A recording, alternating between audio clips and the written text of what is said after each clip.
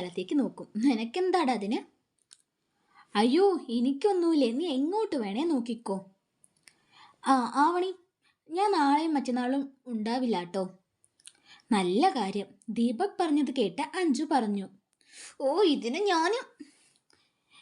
അവര് അടികൂടാൻ നിന്നതും ആവണി പറഞ്ഞു, എൻ്റെ അഞ്ജു, നീ ഒന്നും മിണ്ടാതിരിക്കേ. ദീപക്കെ, ഞാൻ നിന്റെ ലീവിൻ്റെ കാര്യം ചോദിക്കണമെന്ന് വിചാരിച്ചതാണ്. എന്തു പറ്റിയടാ പെട്ടെന്ന് ഇങ്ങനൊരു ലീവ് എടുക്കാൻ? ആവണി ദീപക്കിനോട് ചോദിച്ചു. അതൊന്നുമില്ലടോ. അമ്മയെ ഇങ്ങോട്ട് കൊണ്ടുവരാമെന്ന് വിചാരിച്ചു. ഇനി നാട്ടിൽ പോയി ഞാൻ എന്തായാലും നിൽക്കില്ല. അപ്പം എന്തായാലും ഇവിടെ വല്ല ചെറിയ വീടെടുത്ത് കൂടാന്ന് വിചാരിച്ചിട്ടുണ്ടായിരുന്നല്ലോ മുമ്പ്. അത് ശരിയായിട്ടുണ്ട്. അപ്പോൾ നാളെ തന്നെ അങ്ങോട്ട് മാറണം, എന്നിട്ട് അമ്മയെ കൊണ്ടുവരണം. ആഹാ, പുതിയ വീട്ടിലേക്ക് മാറുകയാണോ? എന്നിട്ട് നീ ഇപ്പോഴാണോട് പറയുന്നേ? എല്ലാം ഓക്കെ ആയിട്ട് നിങ്ങളോട് പറയാൻ വിചാരിച്ചു. ഈ ഞായറാഴ്ച രണ്ടാളും അങ്ങോട്ടേക്ക് എത്തണം കേട്ടോ. ഞങ്ങൾ എന്തായാലും എത്തിയിരിക്കും അല്ലേടി? ആവണി അഞ്ജുവിനോട് ചോദിച്ചു. ഇവൻ്റെ വീട്ടിലേക്ക് ആയതുകൊണ്ട് ആലോചിക്കാനും വേണോ വേണ്ടയോ എന്ന് അഞ്ജു ദീപക്കിനെ നോക്കിക്കൊണ്ട് പറഞ്ഞു. അത് കേട്ടതും ദീപക് പറഞ്ഞു, അത്ര കഷ്ടപ്പെട്ട് നീ ഒന്നും വരണ്ട കേട്ടോ.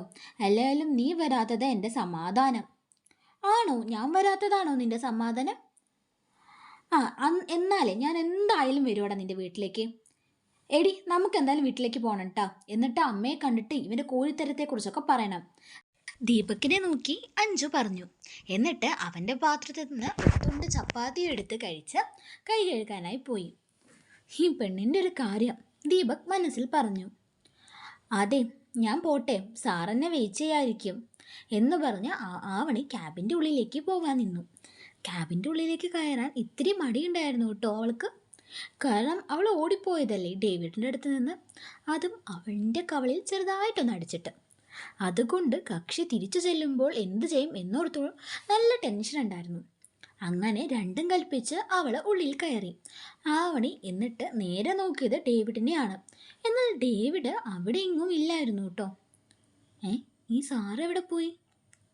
പുറത്തേക്കൊന്നും പോകുന്നത് ഞാൻ കണ്ടില്ലല്ലോ. എന്നോട് പറയാതെ പോവുകയില്ല സാർ എന്തായാലും. അവൾ ആലോചനയിൽ മുഴുകി. അവൾ ക്യാബിൻ ഡോറിൻ്റെ അടുത്തായിരുന്നു നിന്നത്. അപ്പോഴാണ് ആരുടെയോ കൈ അവളുടെ സാരി വിടവിലൂടെ ചലിച്ചത്. അവളുടെ നഗ്നമായ വയറിൽ ആ കൈ ചലിക്കുമ്പോൾ അവളുടെ ഹൃദയമിടിപ്പ് കൂടാൻ തുടങ്ങി. പെട്ടെന്നാണ് മറ്റൊരു കൈ കൊണ്ട് അവളുടെ ഷോൾഡറിലും പിടിക്കുന്നത് അയാൾ. എന്നിട്ട് പിന്നിൽ നിൽക്കുന്ന ആളിൻ്റെ അടുത്തേക്ക് അടുപ്പിച്ചു. അവൾ ഒരു നിമിഷം തറഞ്ഞുപോയി. ഡി പെണ്ണെ, പതിഞ്ഞ സ്വരത്തിൽ ആൾ വിളിച്ചു.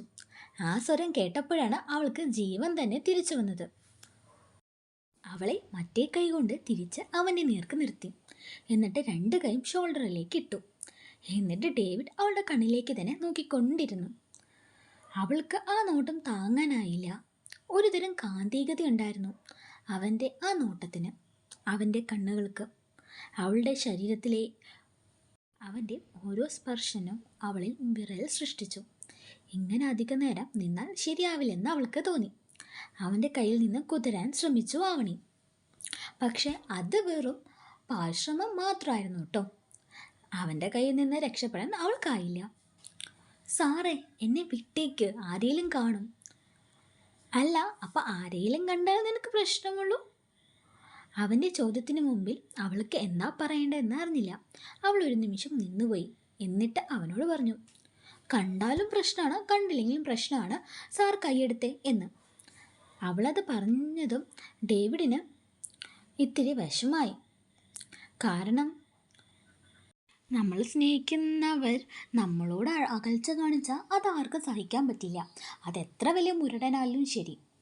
പ്രേമം ആളുകളെ കുട്ടികളാക്കും എന്നൊക്കെ പറയാറില്ലേ, അതുപോലെയായി ഡേവിഡിനും.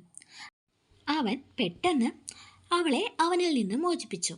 എന്നിട്ട് ഒന്നും മിണ്ടാതെ സീറ്റിലേക്ക് പോയിരുന്നു. അവളെ നോക്കാണ്ടിരിക്കാൻ എന്ന വണ്ണം ഫയൽ നോക്കാൻ തുടങ്ങി ഡേവിഡ്. അവളുടെ ഉള്ളിൽ അപ്പോൾ ചെറിയൊരു നോവ് അനുഭവപ്പെട്ടു. ഡേവിഡ് പെട്ടെന്ന് അവളെ വിടുമെന്ന് അവൾ വിചാരിച്ചിരുന്നില്ല. ആ സിറ്റുവേഷനിൽ നിന്ന് എങ്ങനെയെങ്കിലും രക്ഷപ്പെടാൻ പറഞ്ഞു പോയതാ അവൾ. അത് ഡേവിഡിന് വിഷമമായെന്ന് അവൾക്ക് നല്ലോണം മനസ്സിലായി. അപ്പോഴാണ് അവൾ മറ്റൊരു കാര്യം ശ്രദ്ധിച്ചത് അവൻ ഫുഡ് കഴിച്ചിട്ടില്ല എന്ന്. ഡേവിഡിൻ്റെ അടുത്തേക്ക് പോയി ആവണി. എന്നിട്ട് ഡേവിഡിൻ്റെ ചെയറിൻ്റെ അടുത്തായി നിന്നു. ചെയറിൻ്റെ അടുത്ത് ആവണി ഉണ്ടെന്നറിഞ്ഞിട്ടും ഡേവിഡ് അവളെ നോക്കിയ പോലും ഇല്ല. സാർ എന്താ ഫുഡ് കഴിച്ചില്ലേ? ആവണി ഡേവിഡിനോട് ചോദിച്ചു. അവളുടെ ചോദ്യം കേട്ട ഡേവിഡ് അവളെ ഒന്ന് തുറച്ചു നോക്കിയ ശേഷം വീണ്ടും ഫയൽസ് നോക്കാൻ തുടങ്ങി. ഇതെന്ത് കഷ്ടാ സാറേ, ഞാൻ ചോദിച്ചു കേട്ടില്ലേ? വീണ്ടും വീണ്ടും അവൾ ചോദിച്ചു. തനിക്ക് എന്താ വേണ്ടേ?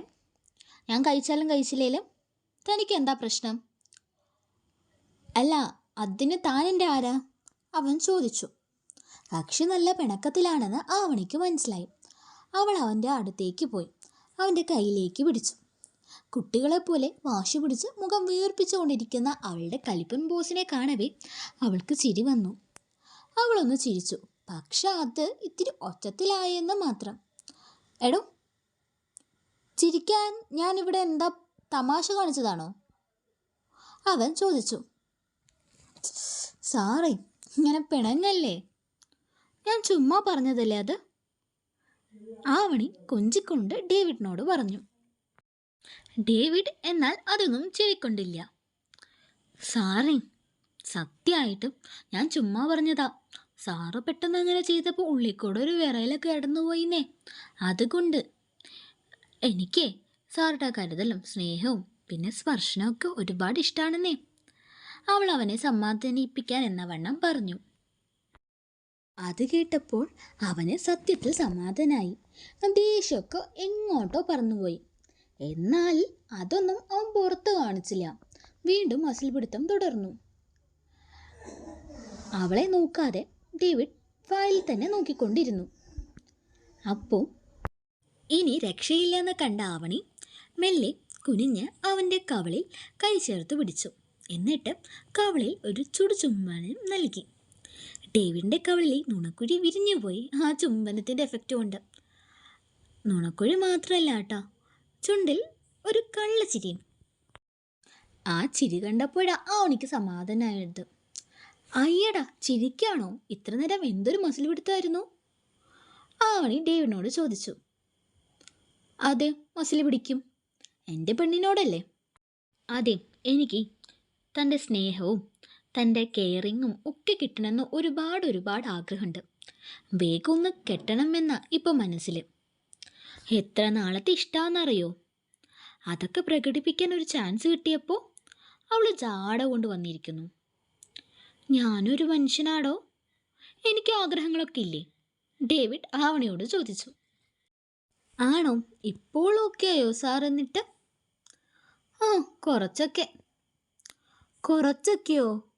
ബാക്കിയോ? ബാക്കി ഓക്കെ ആവണമെങ്കിൽ ഫുഡ് എടുക്കത്താൻ, എന്നിട്ട് എനിക്ക് വാരിത്തായോ? ഡേവിഡ് ആവണിയോട് പറഞ്ഞു. ഡേവിഡ് പറഞ്ഞത് കേട്ടതും ആവണിയൊന്ന് ഞെട്ടി. ഈ സാറിന് എന്ത് പറ്റി എന്നാലോചിച്ചിട്ട്. ഇനി ഇല്ലയെന്ന് പറഞ്ഞാൽ സാറിന് വിഷമമായാലോ, വീണ്ടും പിണങ്ങിയാലോ? അവൾ ഓർത്തു. പിന്നെ ആവണിക്ക് മനസ്സിലായി തുടങ്ങിയിരുന്നു തൻ്റെ ഒപ്പം സമയം ചെലവഴിക്കാൻ ഡേവിഡ് ഒരുപാട് ആഗ്രഹിക്കുന്നുണ്ടെന്ന്. അതൊന്നും നടക്കാത്തതിൽ പുള്ളിക്ക് നല്ല വിഷമമുണ്ടെന്ന്. അതുകൊണ്ട് അവൾ എതിർത്തൊന്നും പറയാൻ നിന്നില്ല ഡേവിഡിനോട്. ഞാൻ വാരിയൊക്കെ തരാം, പക്ഷേ ആരെങ്കിലും വന്നാലോ? അവൾ സംശയത്തോടെ ചോദിച്ചു. എടി പെണ്ണെ, ഇതേ എൻ്റെ ക്യാബിനാ, ഈ ഡേവിഡ് മാത്യുവിൻ്റെ ക്യാബിൻ. അപ്പോൾ ഞാനാ തീരുമാനിക്കണ്ടേ ഇവിടേക്ക് ആര് വരണം ആര് വരണ്ട എന്ന്. അതും പറഞ്ഞ് ഡേവിഡ് മാനേജറിനെ വിളിച്ച് 1 മണിക്കൂർ നേരത്തേക്ക് ആരും അവൻ്റെ ക്യാബിനിലേക്ക് വരണ്ട എന്ന് പറഞ്ഞു. ആവണി എഴുന്നേറ്റ് ലഞ്ച് ബോക്സ് എടുത്തു, ടേബിളിൽ വെച്ചു. എന്നിട്ട് അത് ഓപ്പൺ ചെയ്തപ്പോൾ കണ്ടത് 3 ചപ്പാത്തിയും 1 വെജിറ്റബിൾ സ്റ്റൂവും ആണ്. അവൾ ഒരു ചപ്പാത്തിൻ്റെ കഷ്ണം എടുത്ത് സ്റ്റൂവിൽ മുക്കി ഡേവിഡിന് നേരെ നീട്ടി. അവനത് അവളുടെ കണ്ണിലേക്ക് നോക്കി തന്നെ കഴിച്ചു. കഴിക്കുന്നതിനൊപ്പം നീട്ടി അവളുടെ വിരൽ കൂടി നുണഞ്ഞു. പെട്ടെന്ന് ഡേവിഡ് അങ്ങനെ ചെയ്തപ്പോൾ അവളുടെ ഉള്ളിൽ കൂടെ വീണ്ടും ഒരു മിന്നൽ പ്രവാഹം കടന്നുപോയി. ഈശോയെ, എനിക്ക് എന്തിൻ്റെ കേടായിരുന്നു സാറിൻ്റെ വായിൽ നിന്ന് ലവ് യു കേൾക്കണം എന്ന് വാശി പിടിക്കാൻ? ഞാൻ അറിഞ്ഞോ ഇയാളുടെ ഉള്ളിൽ ഇത്ര വലിയ റമ ഉണ്ടെന്ന്? അവൾ ആലോചിച്ചു. അപ്പോഴാണ് ഡേവിഡ് ഒരു ചപ്പാത്തി പീസ് എടുത്ത് അവൾക്ക് നേരെ നീട്ടിയത്. ബാക്കി എന്തെന്ന് നമുക്ക് അടുത്ത പാട്ടിൽ കാണാം കേട്ടോ. Okay guys, thanks for watching.